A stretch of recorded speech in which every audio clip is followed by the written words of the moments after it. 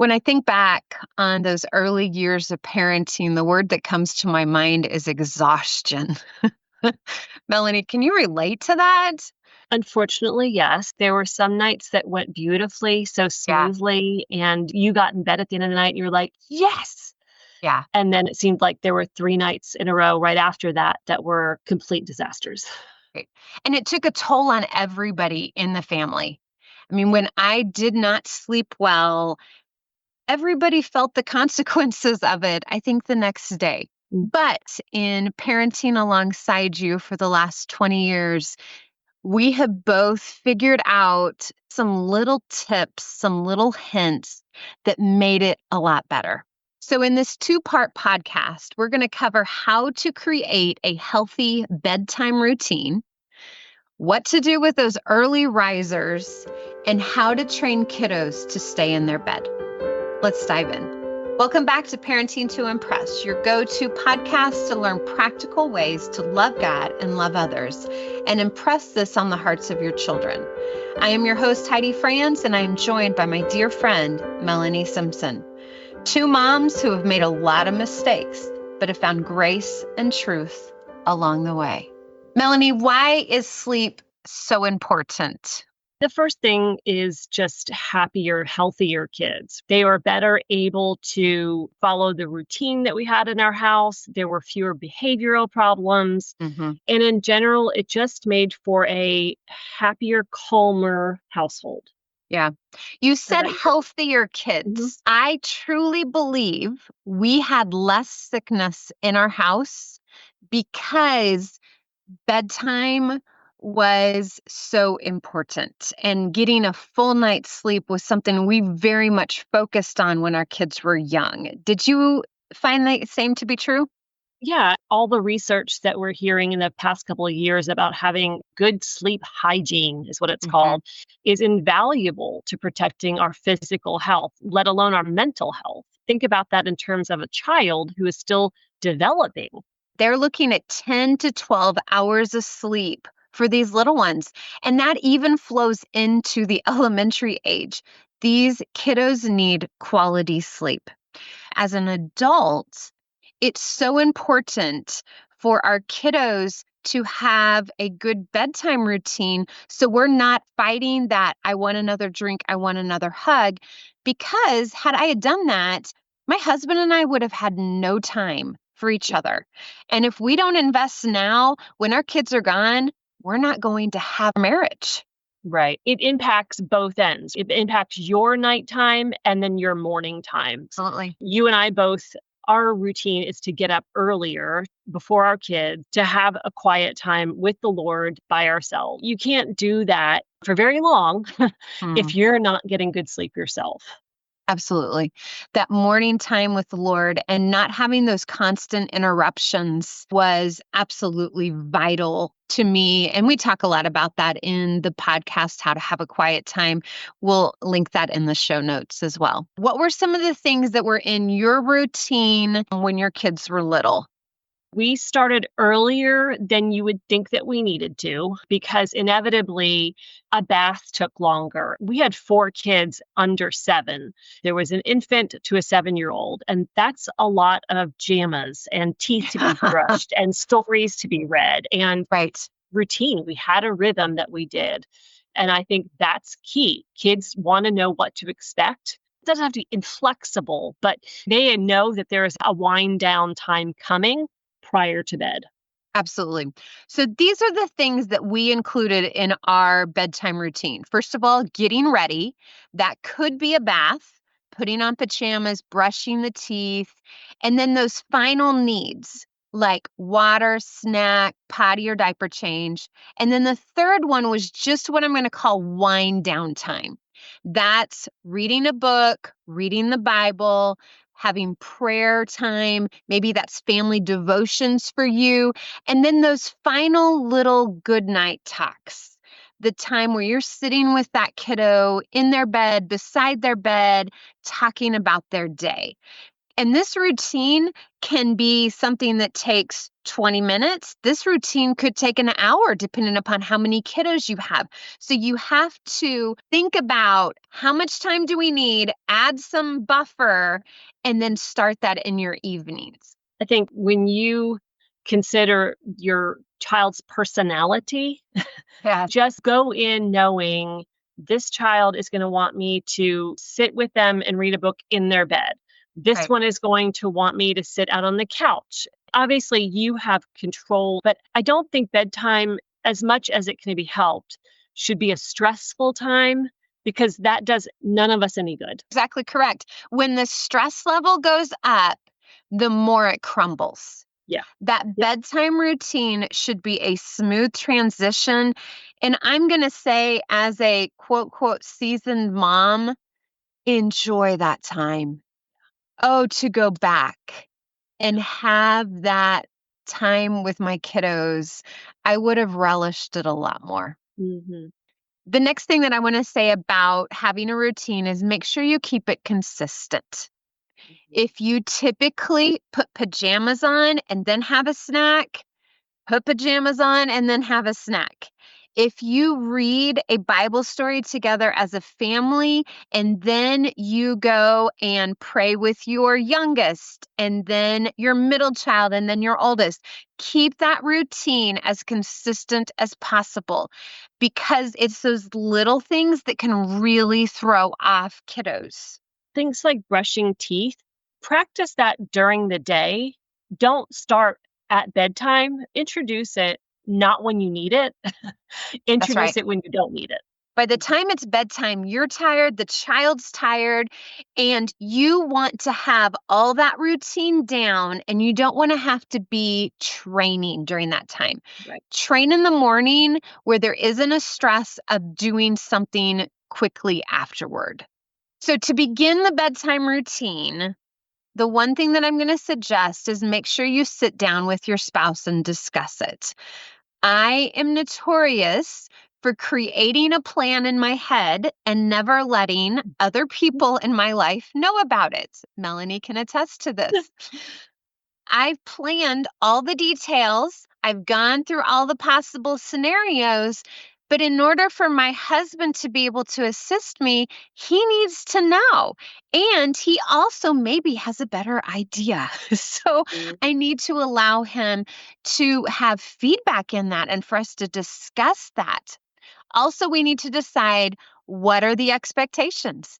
And Mel, I know you and I had different expectations for bedtime. That's okay. Even though we have the same goal, how we go about meeting that goal can look different. But reiterating your point, you and your spouse have to be on the same page. Right. We co-slept for a while, and if my husband had not been okay with that, it would have been a disaster. Make sure you and whomever you're raising your child with, grandparents, aunties, just have a discussion. What are the restroom rules going to be? Can the child get up whenever they want to, use the restroom, get back in bed, or are they supposed to call for you first? Can the child sleep on your floor? Can they co-sleep? What's a negotiable item and what is non-negotiable for your husband and for yourself? My husband was very adamant that the kiddos not be in our room. And looking back, I'm very thankful for that. That worked for our family very well. And I didn't realize at the time how much that sleep was going to be necessary for me.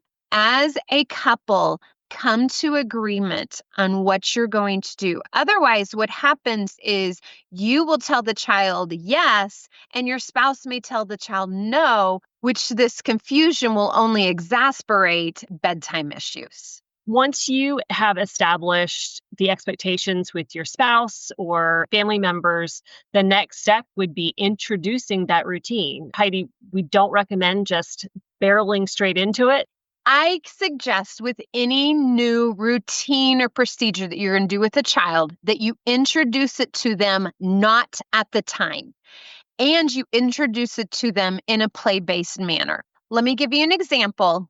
You and your spouse have decided that you are going to have a bedtime routine that involves brushing teeth, getting a drink of water, reading a Bible story, praying, and going to bed. I would encourage you to create a visual schedule for that. And a visual schedule is just pictures of that order. And I have created a free visual schedule for you to download to use in your family. So be sure to look in the show notes for that link. But with that visual schedule, sit down with the child in the morning when they're not tired, they're not hungry, and you have time to practice this. When you have a picture of brushing teeth, literally go into the bathroom, pretend to brush teeth, remove the picture of brushing teeth from that visual schedule and do the next one. Pretend to read. You're going to go through it very quickly, just pretending, so that the child has that routine down. Then at bedtime, you can go through the actual process. It's fun. It's almost like a game, and kids will totally get on board if you have the right attitude about it and you're using it as a motivational tool. And I would even say for parents who are both working outside of the home, you can still do this. Maybe you'll choose to do it on a weekend. Do it on a Saturday and Sunday when you're not having to be in that daily routine. Yeah. And then begin the routine on Monday.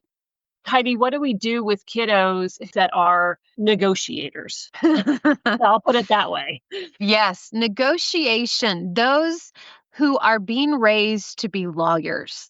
I know a few of those. The biggest thing about having a successful bedtime routine is that you don't give in to that talking, that negotiating, the one more book, the one more drink. When that final hug has been given, then the conversation has stopped, the reminders have stopped. I would encourage eye contact to stop, because those little eyes can get a lot of things out of you with the cuteness. So make sure that you have decided this is what I'm going to allow or I'm not going to allow, so that then the child doesn't find it as a game to see what can I get out of mom or what can I get out of dad.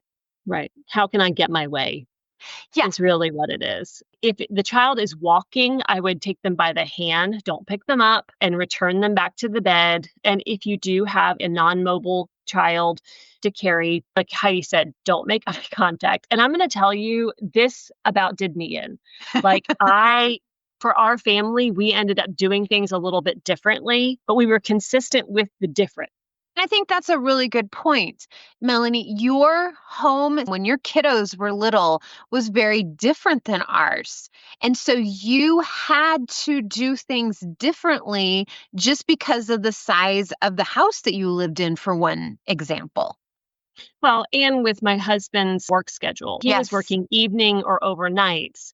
I was exhausted because I was kind of wearing all the hats, but also because the next day we needed to be quieter so that my husband could sleep. And so that's why Heidi are saying, like, this is not a prescription for how you must do your bedtime routine. Yeah. These are just suggestions, tools you can use no matter what routine you're building. I love that. Another point to add to introducing the routine, make sure before you start your bedtime routine that you are calming everyone down. And I know this is hard for daddies, especially if they've been at work all day. They want to play with the kids and they play differently than mommies sometimes. But to help those kids calm down before we start that bedtime routine can really help. That really nicely takes us into the next segment, which is what are the tips and tricks that you might not think about to help families create calm, quiet, dark environments. I realized way too late the importance of blackout curtains. I should have had those years before we got them. They made a huge difference because kiddos are only able to use that light or dark outside as their alarm. When I wake up in the middle of the night, I look at my alarm clock and I know I have 3 more hours to sleep. I have 1 more hour to sleep. Oh, it's time to get up. They can only use the light or darkness outside until they can read a clock. So those blackout curtains can help substantially, especially during the summer months when it gets dark so much later. I mean, putting a kid to bed at 7 o'clock in mid-July, it's like Yeah. putting them to bed on the surface of the sun. And Yeah. they're like, why am I asleep? Right. I Yeah. remember as a child going to Yes. bed when it was still light out. Yes. But again, to get those 10 to 12 hours of sleep, it is so important for those kids. This next point that I'm going to make is kind of controversial, but it's interesting that there's more and more studies coming out saying that white noise actually hinders the sleep. I would encourage you not to use white noise or sound machines. One thing that I did do with my kiddos is I had some instrumental music that I would play a few songs for the kids as they were going to sleep, and then it would turn off. But the white noise and the constant sound machine, they are finding actually inhibits language development. I didn't know that. So what about naps? How does that impact nighttime sleep? I had it in my mind, if my child slept too much during the day, then they wouldn't sleep at night. And that is true with an infant. You have to limit how much they sleep during the day or they won't sleep at night. But what I found as my kiddos got older is the less they slept during the day, less they slept at night. And the reason for that is that they were overtired at night, which caused them not to sleep soundly. That sounds so opposite, doesn't it? But I know for me, when I am overtired, I get punchy. I get kind of slap happy, and it's harder to fall asleep. I would say staying asleep is harder when you are overtired. So monitor how much daytime sleep that child is getting. If they are not getting a good nap, how can you adjust that? What needs to change during your daytime? And all that is to say, with the curtains and the white noise, this is not something that's supposed to send you out to buy all the things and to be in a panic about the perfect room.